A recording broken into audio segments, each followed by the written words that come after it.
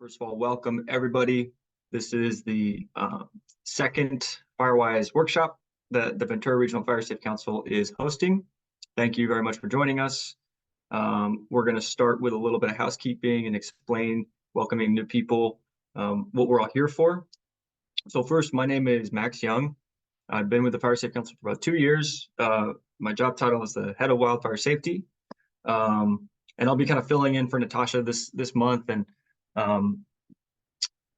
break down a little bit more programming that we have for you folks, and hopefully we'll leave plenty amount of time for question and answering. So before we get to that, just kind of verifying, I'm looking at everybody's cameras here, making sure everybody can hear me okay.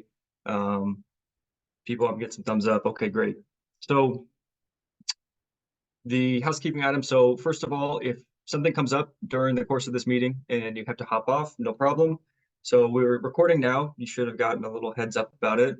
All of these monthly workshops are going to be posted to our YouTube channel, which can be found online, going to our webpage, venturafiresafe.org, and going to the Firewise page, you should be able to find exactly where these videos are hosted. So if there's any information that's discussed or some questions that get answered and you couldn't really remember, feel free to go to our YouTube channel and you can find stuff there. Second item of housekeeping is if you're in the process currently of getting a Firewise community up and running, or you're looking to explore that option, or maybe you already are, and you still have some questions that weren't answered during the session, maybe you want to explore more, try to talk with somebody who's done it to understand more about the process or get some different questions answered. You can go online right now and you can book a 15-minute, kind of 30-minute consultation with our Firewise Regional Coordinator, Natasha Saxena.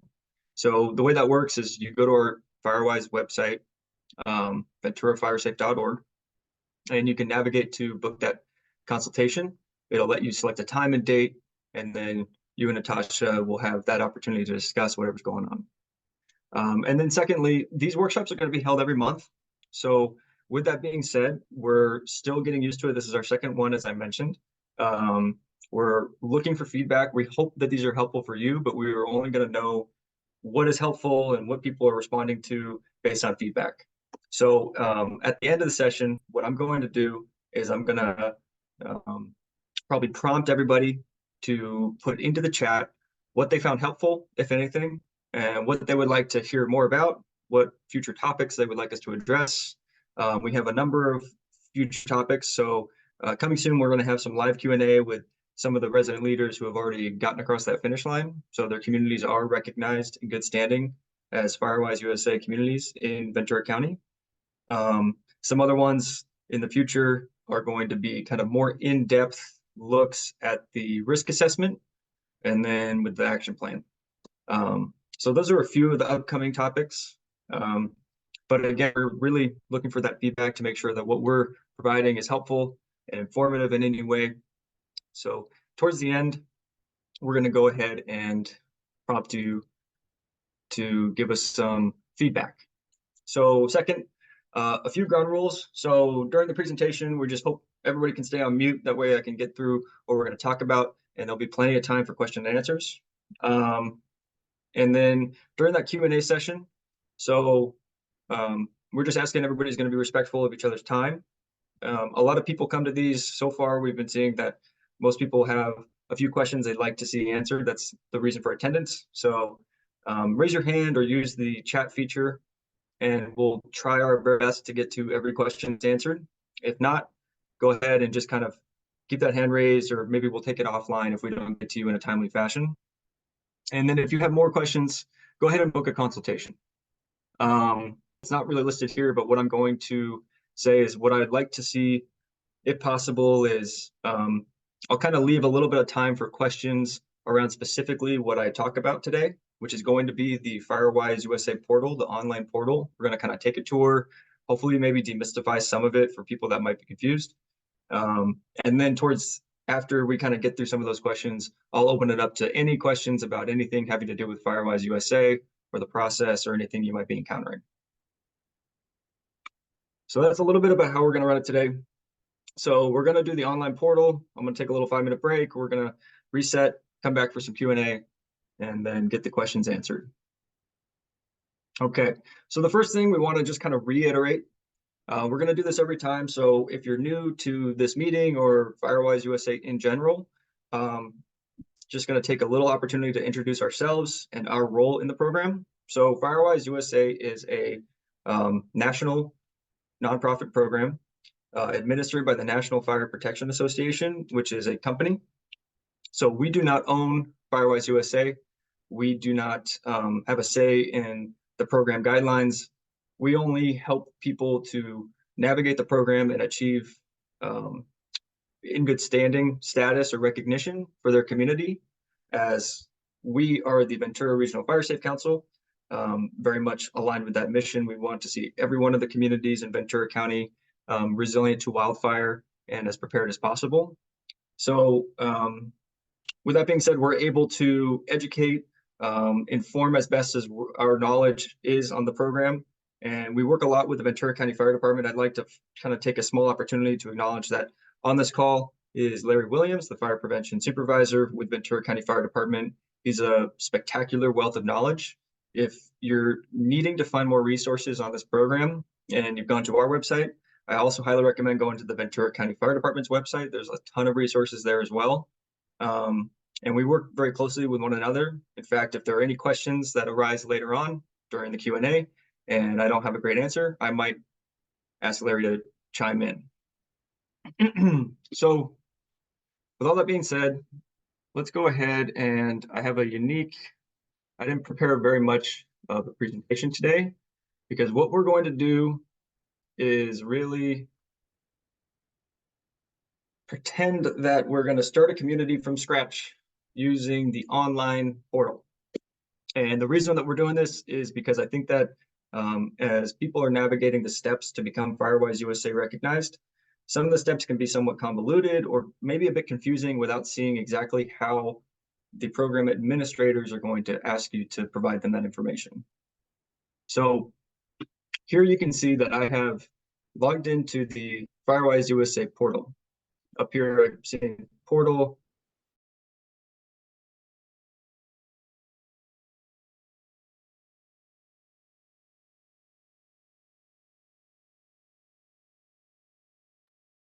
Let's see. Hopefully everybody should be able to see what I'm seeing when they create their community in the portal and get started. So we're going to go step by step, and I'm going to upload the documents necessary, and we're going to talk about everything. And if you have questions, go ahead and start putting them in the chat as we go. But what I've done is just reset our application. This is just a test site. So we're going to get started just from step one. So I went ahead and clicked continue our application. So it's as if nothing has happened. The first step is our overview. Just kind of acknowledging that we are now in the application and we're kind of editing everything as we go. If you go down to the, I think it's quite helpful, this top bar right here, you're able to see exactly all the steps that you need to accomplish or provide information on before you're ready to submit your application. I'll note something of importance is that if you are in the process of creating your Firewise community, but you're not quite all the way there, this is an application that you can create. You can create your account and start the application. You don't have to finish it all in one go. You can save, close, come back to it later, maybe get the information going, and then come back as you accomplish more things. First step is just the overview. Fields that are marked with an asterisk are required. So I'm going to go ahead and hit continue.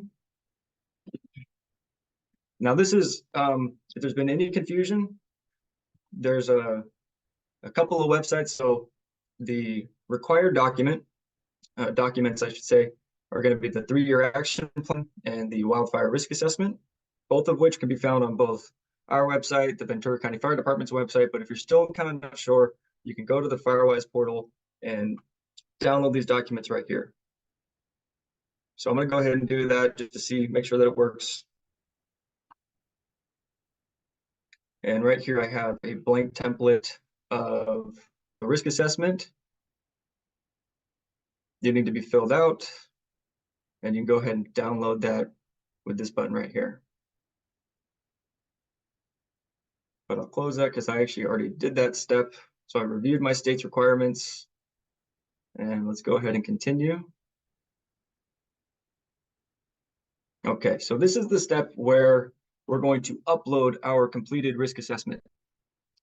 So the name, the agency, or the individual that conducted the risk assessment, in this instance, we're pretending like we did it, the Ventura Regional Fire Safe Council, and we completed our risk assessment for our community last Monday, and it's only taken me a week to get uploaded. So we're going to choose a file to upload. And the first thing I'm going to do is take us over to, the sample risk assessment that we've done.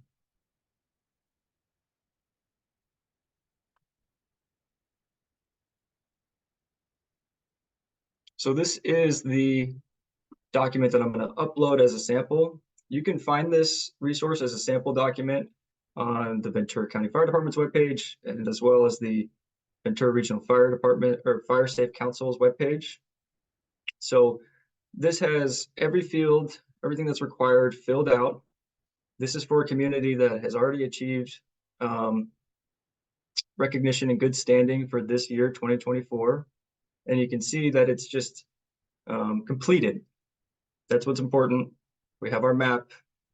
We have all of the requisite material completed.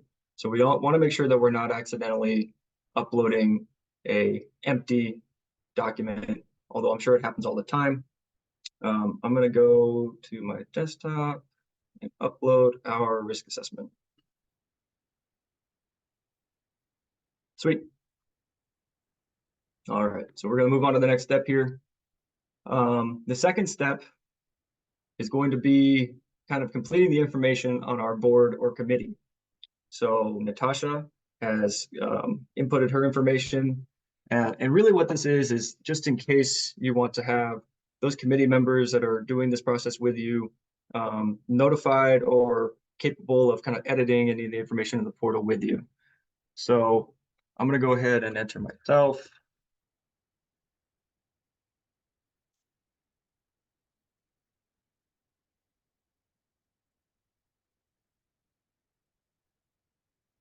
So we can save that.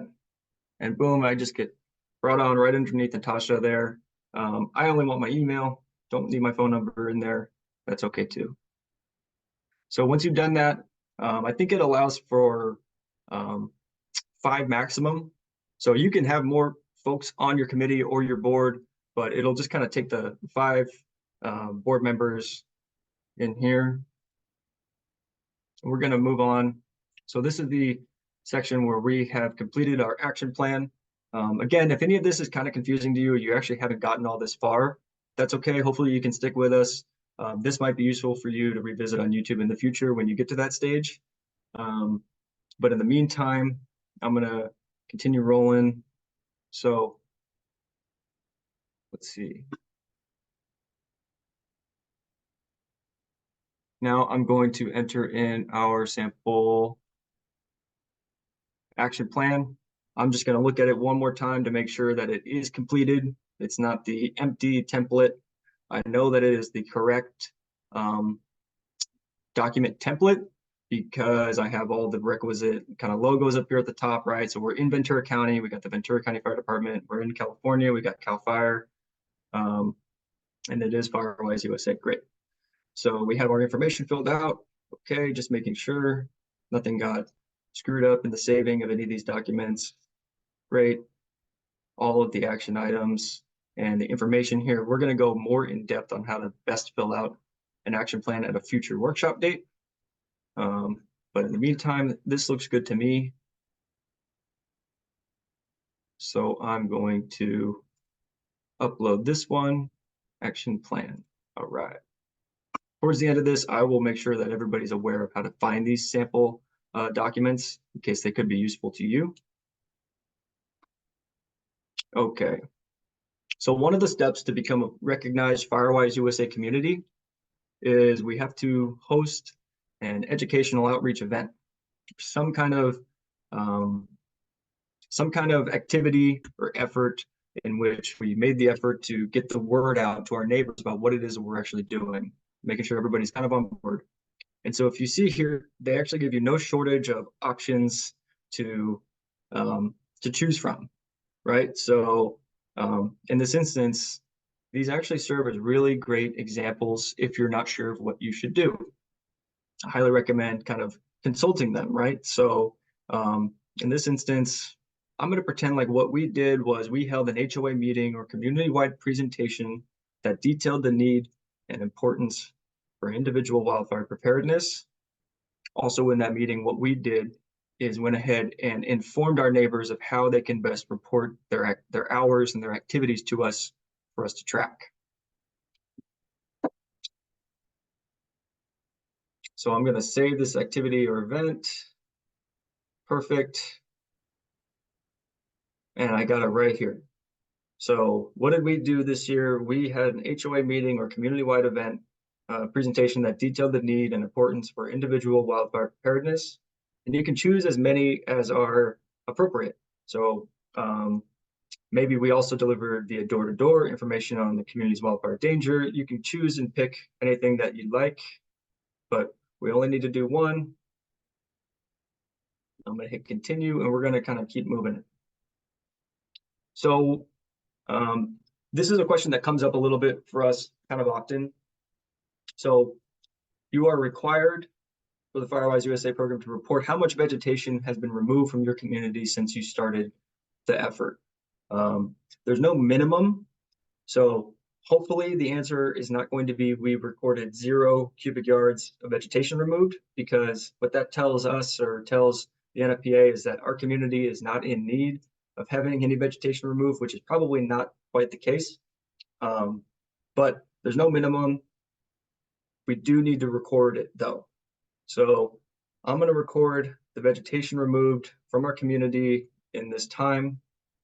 How am I going to do that? I kind of made a little sheet here, a community tracking document. This is a kind of just an example, something that could work for your community, doesn't have to. Let me zoom in here so that everybody can see it. So this is just a very basic sample of maybe how our sample community is tracking the hours and the effort that is going on. So over here, I have the date, I have the name, I have the address, okay, kind of what category, and then any money spent or hours worked and vegetation removed. So in this instance, I have a couple different units to measure vegetation removed. They're all kind of in different formatting though, so I'm going to go ahead and convert that. I have my helper conversion table here, in which I have a photo taken from the NFPA's website that'll help me convert. The only reason this doesn't need to be as complicated as I'm making it, the reason that I'm demonstrating is that at a certain stage, the committee or the board is going to have to ask community members to report this information. So it's somewhat difficult to ask people to report on how many cubic yards do they do. A little easier to ask them to report on maybe lawn and leaf bags, which could be 1 cubic yard, or pickup truck worth, or just best estimates will help us in this effort. So I have 2 yard waste bins. 1 yard waste bin holds about 3. I'm gonna guess there. So we're gonna do, let's see, 6 cubic yards, 9 cubic yards, plus 12, and then 2 roll-off dumpsters. That's the big one. 12 plus 20, so that's 52 cubic yards of vegetation that we removed. Okay. And if I got my math wrong, please let me know in the chat, and I won't admit that I'm wrong ever. Won't happen. So we removed this vegetation. Oh, this is where I got the photograph from. Okay, so we did 3 bags. We did 1 pickup truck, I think.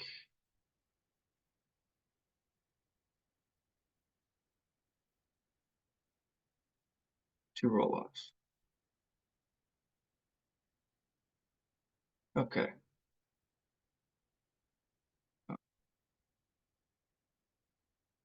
12 was my number. So I was a little off. But in case it's a little easier for you to just ask it that way and then input it without trying to do the mental math like I did, because that's exactly how I got the number wrong. You go ahead and save that activity. And that's what's beautiful about this application, is that I'm able to make a little bit of progress on it and then continue to come back to it as new things occur. So in this instance, maybe we're not quite at our threshold for being recognized, but I'm still using the portal to update this information to track how long I have to go. If I were to do this again in a month, I can just add another record of a removal and it'll just get tacked on to the bottom of that. I will hit continue. So we're almost done here. We're actually at step 8 of 9. This is kind of where the bulk of the quote unquote work will be spent for folks. So I can see right here, one of the things we did when we set up the whole site was I said that we had 400 dwelling units in the community, which shakes out to investment requirement of $3,180. And so now we're just going to record hours worked or money spent, and it's going to do the same exact kind of process as when we did the vegetation, where I'm going to add one thing, it's going to save it right to the bottom, and I can continue coming back and adding stuff as we go. So let me come back to my Excel spreadsheet. We'll start with just I can go kind of line by line, but maybe I can also record the volunteer hours as one. So in this instance, we had volunteer hours 2, 5, 4, 2. So we had hours worked, miscellaneous. So we had 13 volunteer hours. And I'm going to put that was board meetings, community presentations, materials distributed. And I'm going to save that investment. Perfect. So you can see how that started chipping away at the total number that we needed to accomplish. Okay, so that gets saved down here. Let's go back. I will then add property work was the bulk of the kind of categories for this. Now, how closely and intricately you track this information might make your life a little easier down the road, but we can go line by line. I won't do this whole thing, but we'll start with some of it. We had some property work done by Todd. He needed his property and purchased some materials. He spent $90 purchasing the materials and then worked. So money spent, equipment costs, 90. Gonna add that note. So he bought lawn, leaf bags, gloves, and pruning loppers. Go ahead and save that.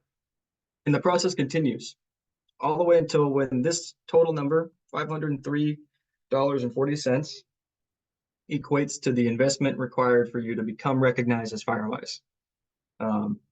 So towards the end, you'll see that this investments to date tab might be very long. Maybe some of us have consolidated it to make it a little easier, but we're still tracking that information on the back end. Now I'll hit continue. And it gives me the opportunity to review all the information that we've set. My application is not ready for submission, as you can see, because I have not yet met my investment goal.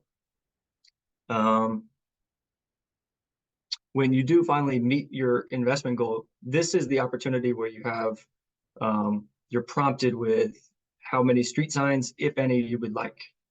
But that's a little later down the road for our sample community. What I'm going to do now, before we go ahead and head into our break, again, one of the workshops that we're hosting will be to go more in depth on the action plan and the risk assessment documents. But for those of you that are watching and more curious about those sample documents I referenced, I just went to our home webpage, venturafiresafe.org. And if I go to home, Wildfire Resiliency Programs, I'm going to click on Firewise USA Assistance. This is a webpage we've spent a lot of time on, and so hopefully there's a lot of good information that might be helpful for you.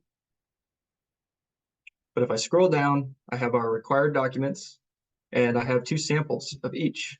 So those are where I got those sample documents. That has a lot of good information and how CAL FIRE is liking to see these documents, and specifically with formatting. But with that being said, I want to leave a lot of time for question and answer. So I'm going to go ahead and stop the share.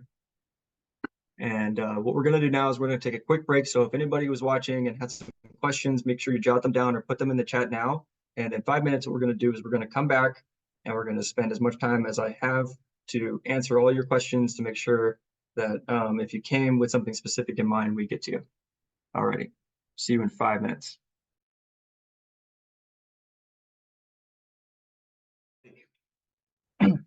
Welcome back. Hope everybody got a little water, got a stretch break. So we're going to get into Q&A now. If anybody would like to speak, as opposed to logging it into the chat, go ahead and just hit the raise hand button and we can unmute you. I'm tired of hearing myself talk, so let's hear from you folks. Hey, Larry. Yeah, I maybe go through the chat questions first and then open up. That way, there's some, and I replied to a couple based on the information I have. Okay, great. So the first thing I'm going to point out is that thank you, Mr. Contini. Mario, thank you for letting us know. So I was false in saying that there was a cap in how many board members or committee members you could enter into the portal. Mario had no problem doing all 10 board members for the Kencrest Ridge community. It's great to know. And then I'm seeing a couple questions having to do with when the cutoffs maybe exist for beginning work and tracking it. So 2023 or 2024, when are we starting these things? We talked about that a little bit in our previous workshop. So if you're still confused after this, maybe go ahead and check out that YouTube video. But in essence, when you begin the process to become Firewise, I see that as the day that we first started tracking our hours, right? So from that point, let's say we had our very first committee meeting, we invited 5 neighbors over, we sat down for about an hour to see if this is something we really want to do, and if so, how we're going to go about doing that. Well, that's 5 hours right there, 1 hour each for each committee member. So from that point, according to my understanding of the Firewise program, you have 12 months before those hours start to slip away. So hopefully we can get this process done inside that 12 months. Otherwise, backdating our hours all that far, they start to expire. So in this instance, we started in 2023. I'm actually going to, Deborah Becker's question is, does all the activity have to be in 2024? We started in 2023 with our first meeting. Can we use what we've done at the end of 2023 in 2024? And it looks like Maria had the same question. The answer is yes, you can. So if we started meeting in October of 2023, well, then those hours are good and go towards our investment all the way up until October of 2024. I hope that answers your question. Let me keep going. I'm going to just respond to Maria's question. So the website that I was showing folks, and I'll type it into the reply here, was a website for the Ventura Regional Fire Safe Council. There are other fire safe councils throughout the state and across the country. So if you found other fire safe council websites, I'm sure the information is great. We have some more specific and local stuff on ours. Patrick Cates asked, do the hours watching these Zoom meetings count? They do, as long as they're tracked. Okay. Let me just catch up a bit. Mario, your question was, will there be a web-based record tracker per community site and also per household developed that we can all use? This is a good question because I think that obviously, based on what we just kind of went through, especially the online portal is well set up to have individuals log the stuff that they're doing in a very detailed way. The problem is that because the application needs to be managed by the committee and the board, you're not giving out the login information for everybody to go in and individually record their separate things. So at the moment, there is not a web-based record tracker. Some people are trying to tackle that. Maria pointed out that the Oak Park Fire Safe Council has a very sophisticated web-based tracker. But I'll also point out that it is very individual to the community. For many communities, a web-based tracking website kind of makes sense. But for others, maybe it's a smaller community or the demographics are such that online web-based things are probably not going to get used as much as just paper documentation or simple emails. And so that is principally the homework that the board has is to figure out how they're going to ask. I do think I've heard that Firewise USA is looking into how to that portal more accessible for everybody within the community, but I don't think that we're quite there yet.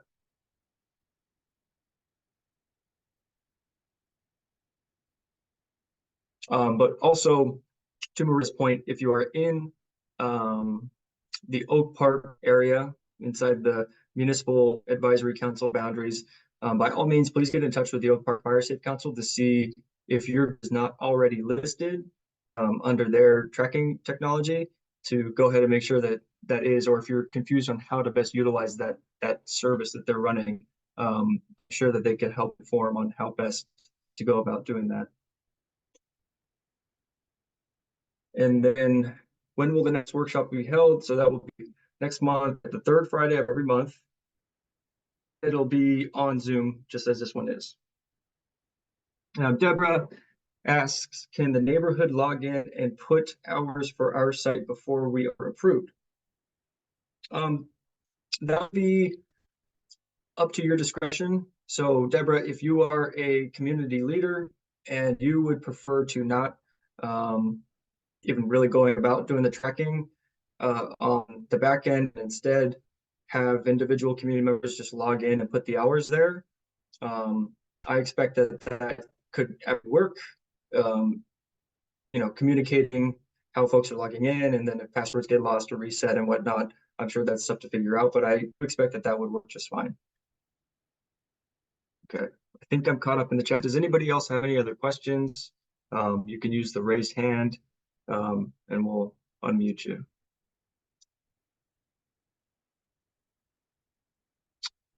Robert, let's see. Yeah, go ahead, Robert. Yes, I noticed when you gave us the example, you had an estimated number of dollars that had to be expended. How did you make that determination? And is it the same for every community? That's a great question. So the dollar figure for each community is different based on how many dwelling units are in the Firewise community. So that figure that you saw was based upon the fact that we had listed 400 dwelling units for our sample community. Now, for each dwelling unit, you need to report 1 volunteer hour per year or its monetary equivalent. So the monetary equivalent of 1 volunteer hour is $29.95. As I'm saying this, I could also be wrong. That figure changes year to year based on inflation and other variables, but it is. Is that for the number of households? Is that the estimate for the number of households in your community? Correct. So if you have 100 dwelling units, then it would be 100 times $29.95 to give you an investment threshold of $2,995. I have one other question. Sure. To be Firewise, the HOA took it upon themselves to spend their operating budget funding to cut back the growth And we also got recommendations from the Bureau. Larry and I think it was Michael Wardford, and they gave us ideas of how we could also do that, and we had an expenditure of funds there. Does that count per what's needed as a community? I'm not 100% certain that I understand the question. Let me take that, Max. Is this Larry? Great, thank you, Larry. Yeah, okay, so you. a your Firewise community, your group that you form, it's a volunteer group. It doesn't necessarily have to be part of the HOA. It's always recommended that to have maybe someone from the HOA on it. However, any work that's done within the boundaries of the Firewise community, including HOA common areas, that work that's being done to clear the brush, trim the trees, annual requirements for defensible space, fire resiliency, that can be tracked and that can count because it's work on land within the Firewise community. So it can, what you're saying, Larry, is it can count? Yes, it counts. Okay, all right. Thank you for that. Oh, thank you for the question. Yeah, and I thank have you, Larry, one- for I have answering. one other question, if I may, Max. I'm sorry to take You your may. time. We're Yes, lucky to sir. get 25% of the people to even vote for an election. How do you stimulate them by showing them benefits and being Firewise to get them to participate in this program? What benefits can we show them and teach them are beneficial for them as a household? Is there a That's list a of benefits fantastic, you've worked up? certainly, and I can point you to a number of different web pages that have those benefits very well delineated. So I will get those over to you. The second thing that I'd say to do is to book a consultation with our Firewise regional coordinator, Natasha.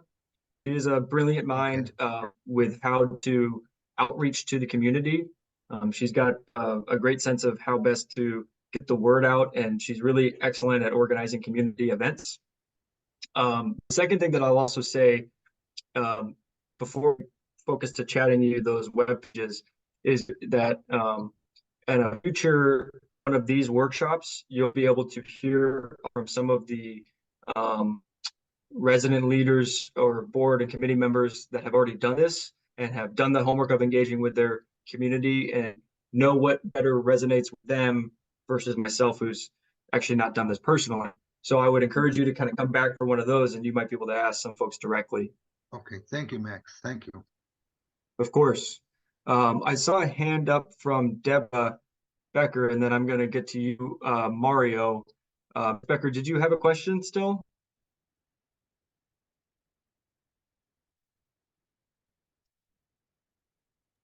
No, Okay. Oh, thank okay, you. great. You answered it. Of course. Then Mario, let's see. We got to unmute you. One moment. I got to figure this out. Okay, I did it. Is it okay? Can you hear me? Yes, sir. Go ahead. Okay, just a clarification on something Larry just said about what counts. This is sort of a two-part question. The first part might take care of the second part. Do the boundaries of the site, are they limited to the properties of the site, or do they extend into Casca territory? That is a great question. Larry, I saw that you unmuted. Maybe you'd like to speak on that. Yeah, when you define your community, if you've got surrounding area that's open space without structures, unless you have control of that area, because it's, example, a common area of your HOA, then I would exclude that from your boundaries. There's nothing saying that you can't work with them, but if you're including them and that ownership in it, it gets a little dicey and tricky and stuff. So the best thing is to not include that within your boundaries. Now, you may have a neighborhood that's got public streets. They maybe have a community park in the middle of it, and it's going to be included in it. But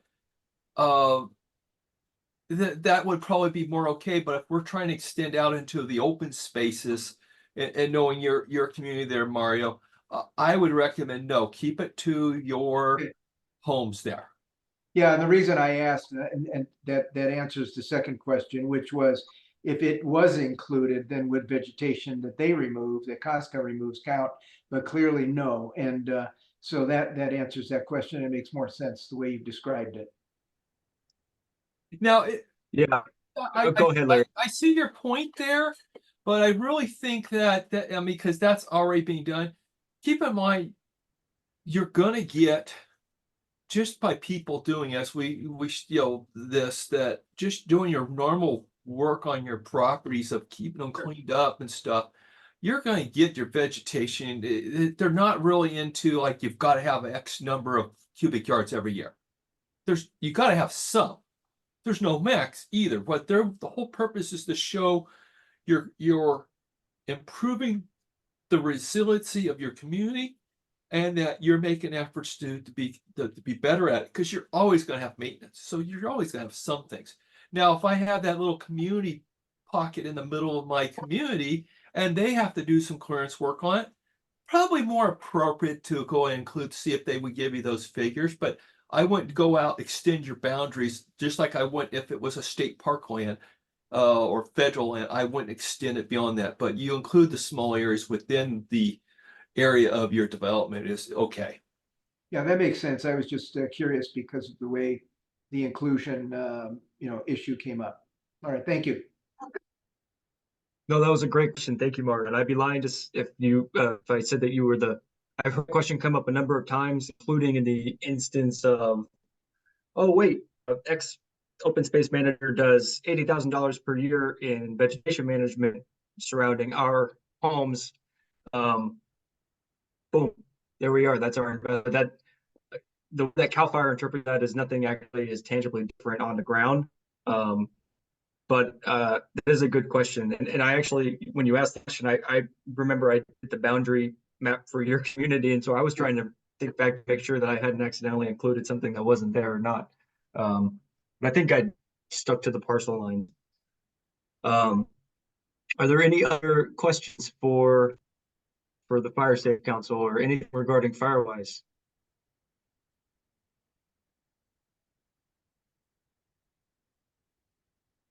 Let me get back to the chat.